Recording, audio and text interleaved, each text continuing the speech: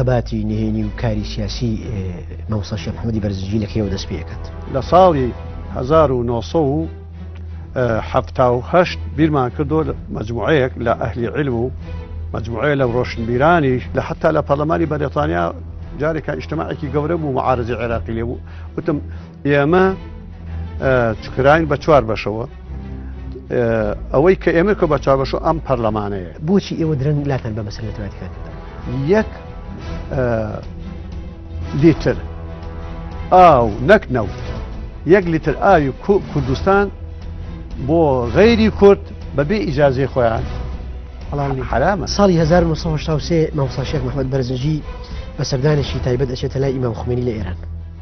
ئەم سەردانە چۆن بوو مەبەست لێی چی بوو؟ بەرنامەی ڕوودا و مێژوو لەگەڵ شێخ محەممەد بەرزنجی یەکێک لە کەسایەتیە سیاسی و ئیسلامیەکان و پێشەوەی کۆمەڵی ئیسلامی لە چەنەڵقەیەکی ڕوودا و مێژوودا باز لە هۆکارەکانی سەرهەڵدانی بزاوتە ئیسلامیەکان کات لە کوردستان